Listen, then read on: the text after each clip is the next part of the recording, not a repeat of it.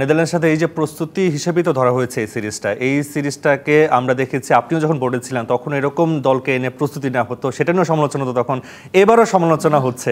এই জিনিসটা আসলে চিত্রটা পাল্টাচ্ছে না কেন? এই জিনিসটা দেখেন, এটা আসলে সমালোচনাটা করাটা খুবই ইজি একটা ব্যাপার, কিন্তু যখন আপনি বোর্ডে থাকবেন, অনেক সময় ইন্টারন্যাশনাল টিমগুলোর এত বিজি শিডিউল থাকে, তখন আপনি যখন এশিয়া কাপের প্রাককালে আমরা একটা সিরিজ খেলতে চাই, T20 ছেলেদেরকে একটা সুযোগ করে দিতে চাই, তো এখন আপনি যদি কোনো টিমকে না পান তখন আপনি কী করবেন? আপনাকে তো অ্যাটলিস্ট একটা নেদারল্যান্ড ইন্টারন্যাশনাল ক্রিকেট খেলে, এমন না যে ওরা খেলে না, তো তাদের সাথে একটা প্রস্তুতি আমার মনে হয় না খারাপ। মানে এটা আমরা হয়তো আজকে খুব ইজি জিতছি বলে এই কথাটা বলি, আমরা কিন্তু এদের সাথে হেরেছি, এই কথাটাও আপনি মনে রাখতে হবে। কিন্তু এর আগে আমরা বাংলাদেশ যে হারিয়ে যেত সেটা তা না।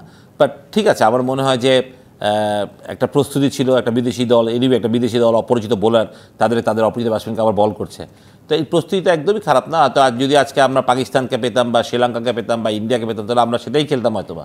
কিন্তু যেহেতু বোর্ড পায় না বা ওদের বিদেশি ছিল, কারণ সব ক্যালেন্ডারটা আপনি জানেন অনেকটা কুইক থাকে, মানে এত কম্প্যাক্ট থাকে যে সব টিমকে পাওয়া যায় না।